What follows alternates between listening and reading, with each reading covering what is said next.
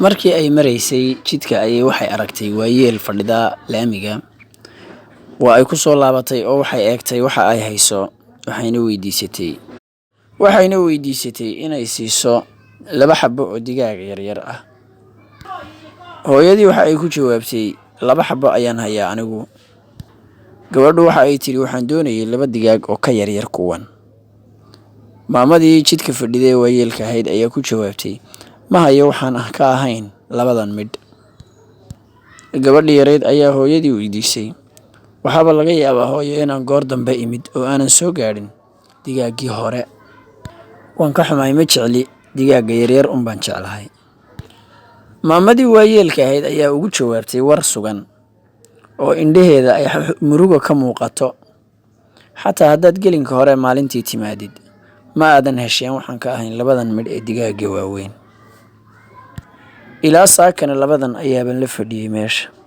ninka dukaankan haystaahina waxa uu ii oggolaaday inaan hortiisa ku beeciyo.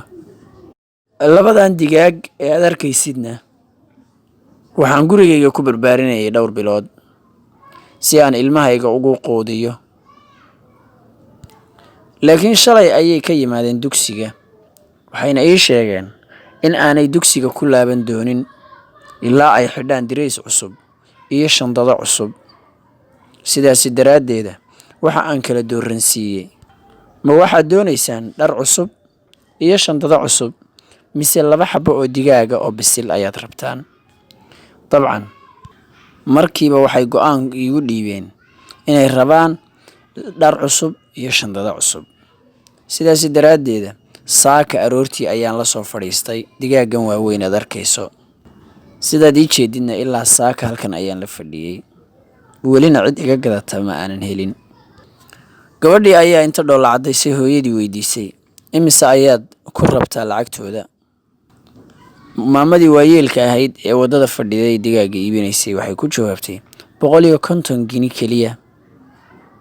gabadhii waxay ku tidhi hooyadii haddii aad ii samayn kartid 2dan 100 gini qaado digaaggana ii nadiifiyo ii qal iina diyaari waxaan kuugu imanayaa waqti yar kadib. gabadhii waxay aaday maktabad u dhow iyada. waxa aanay ka soo gaday 3 shandadood oo cusub iyo alaabtii wax lagu baranayay ciyaalka. gabadhii markii ay hooyadii waayeelka ahayd ku soo laabatay waxay ku tidhi miyaanan kuu sheegin maamoy inaan jeclahay anigu digaagga yaryar. 2dan digaag ee waaweyn ee diyaarsan adiga iyo awlaadaada leh. sidoo kale shandadahanna carruurtaada u geeya qalabkan. hooyadii waa u mahad celisay gabadhii yareyd. isla markay xaajadu halkaa marayso ayaa waxaa soo baxay ninkii dukaanka lahaa. ninkaasi oo ilaa iyo arrinta bilowgeedii dusha kala socday. waxaana uu u sheegay gabadhii yareyd in uu saaka aroortii lacag siiyey kuna yidhi gurigeeda inay ku laabato. sidaa daraaddeedna iyadoo nafteeda u dhowrsanaysa ay arrintaasi diiday maamadu. waxaana uu u sheegay inuu u ducaynayay maantoo dhan markuu arkay in warkoodu dheeraaday gabadha iyo maamada.